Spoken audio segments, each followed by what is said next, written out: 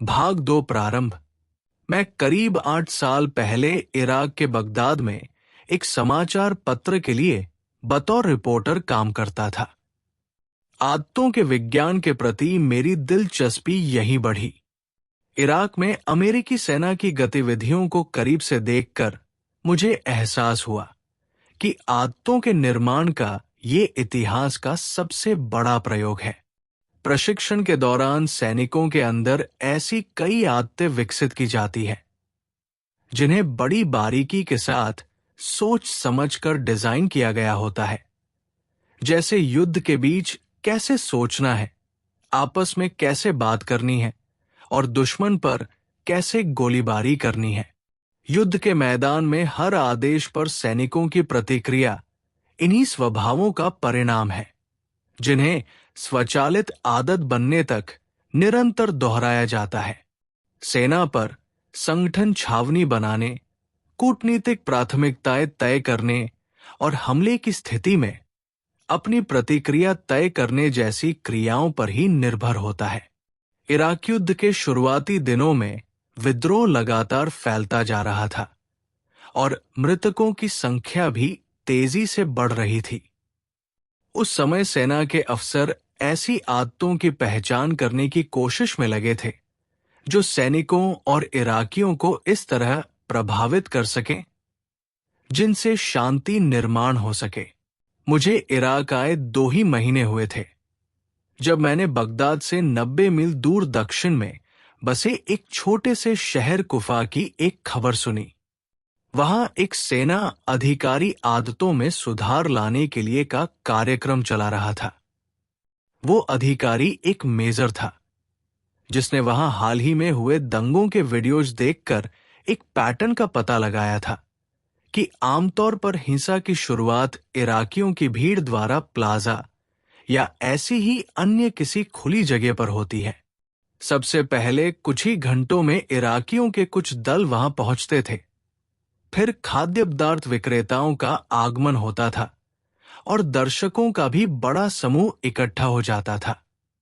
इसके बाद इस भीड़ की आड़ से कोई पत्थर या बोतल फेंकता और फिर हर कोई बेकाबू हो जाता। मेजर ने कुफा के नगर पालिका अध्यक्ष से मिलकर एक अजीब निवेदन किया कि प्लाजा में खाद्य पदार्थ विक्रेताओं के आने पर पाबंदी लगा दी जाए। नगर पालिका अध्यक्ष ने मेजर का ये निवेदन स्वीकार कर लिया। कुछ सप्ताह बाद कुफा की सबसे बड़ी मस्जिद अल कुफा के आसपास थोड़ी भीड़ जमा हो गई और दिन भर में ये भीड़ काफी बढ़ गई। फिर इसी भीड़ में शामिल कुछ लोग भड़काऊ नारे लगाने लगे। ये देखकर इराकी पुलिस को स्थिति बिगड़ने की आशंका हुई और उन्होंने अमेरिकी सैन्य छावनी में फोन कर सैनिकों को तैयार रहने के लिए कह दिया। पर शाम होते होते भीड़ व्याकुल होने लगी क्योंकि लोगों को भूख लगने लगी थी और वे कबाब विक्रेताओं को ढूंढ रहे थे, लेकिन वहां एक भी कबाब विक्रेता नहीं था। थोड़ी ही देर में भीड़ में दर्शक के तौर पर आए लोग एक एक करके जाने लगे और जल्द ही उनमें से ज्यादातर वहां से चले गए। ये भड़काऊ नारे लगाने वालों का मनोबल कम हो गया। शाम के 8 बजे तक सब अपने अपने घर जा चुके थे। जब मैं कुफा की छावनी में पहुंचा तो मेरी मुलाकात मेजर से हुई। उन्होंने मुझे एक बात बताई कि आमतौर पर जब भी हम एक बड़ी भीड़ देखते हैं तो लोगों की व्यक्तिगत आदतों पर विचार नहीं करते, जबकि वे बड़ी महत्वपूर्ण होती हैं। मेजर का संपूर्ण करियर आदत के निर्माण का मनोविज्ञान समझने में ही गुजरा था।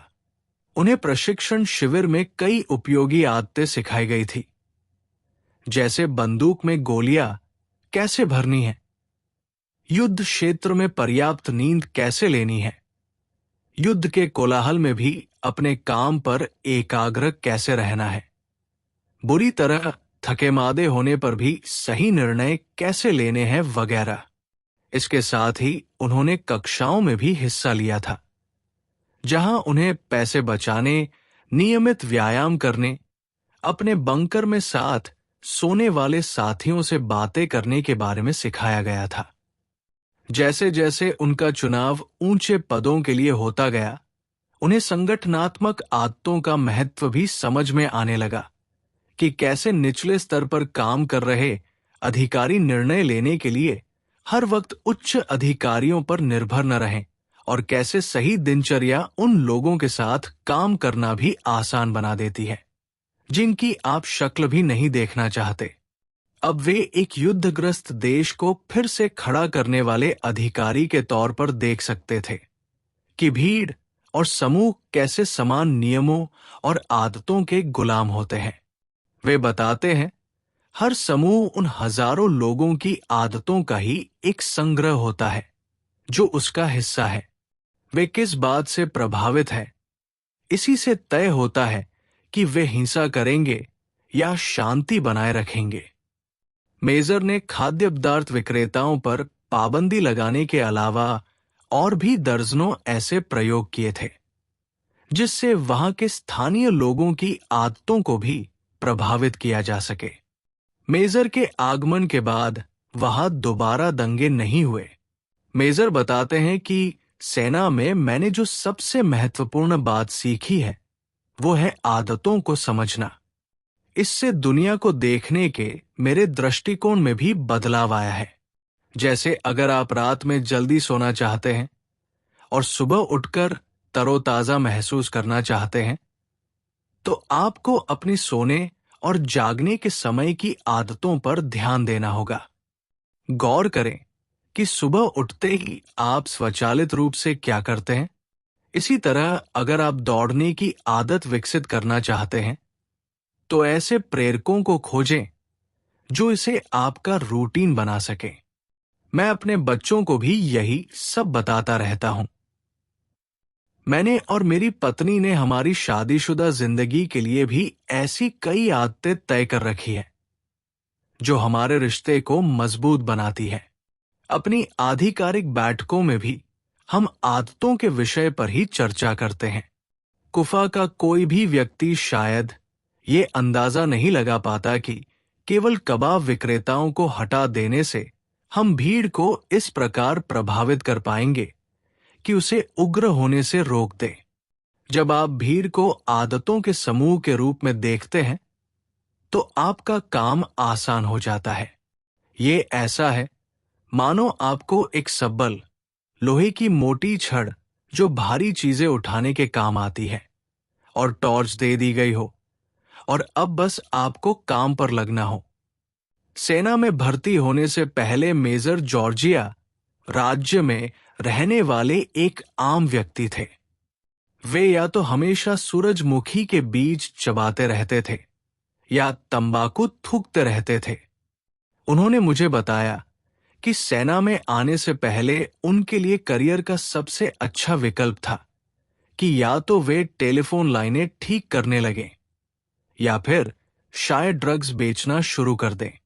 उनके हाई स्कूल के कई सहपाठियों ने करियर के लिए यही विकल्प चुना था, पर वे सेना में भर्ती हो गए और आज वे दुनिया के सबसे प्रगतिशील युद्ध संगठन में 800 सैनिकों के दल के प्रमुख हैं। यकीन मानिए, अगर मुझ जैसा गवार ये सब सीख सकता है तो कोई भी सीख सकता है। वे जोर देकर कहते हैं, मैं अपने सैनिकों से हमेशा कहता हूं कि यदि तुम अपने अंदर सही आदतें विकसित करो तो दुनिया में ऐसा कुछ नहीं है जिसे तुम हासिल नहीं कर सकते। पिछले एक दशक में आदतों की न्यूरोलॉजी और साइकोलॉजी के बारे में हमारी समझ और हमारे जीवन में, समाज में, संगठनों में पैटर्न कैसे काम करते हैं, इसकी समझ इतनी अधिक बढ़ गई है जिसकी हम 50 साल पहले कल्पना भी नहीं कर सकते थे। अब हम जानते हैं कि आदतें क्यों उभरती है, कैसे बदलती है और उनके पीछे का विज्ञान क्या होता है। हम जानते हैं कि आदतों को बदलकर कैसे उन्हें अपनी जरूरत के अनुसार पुनर्निर्मित किया जा सकता है। हम ये भी जानते हैं कि कौन सी आदतों से लोग खाना कम कर सकते हैं, नियमित व्यायाम कर सकते हैं और निपुणता से काम करके एक स्वस्थ जीवन जी सकते हैं। हालांकि आदतों को बदलना न तो आसान होता है और नहीं इन्हें तुरंत बदला जा सकता, लेकिन आदतों को बदलना संभव है। और अब हम जानते हैं कैसे। भाग 2 समाप्त।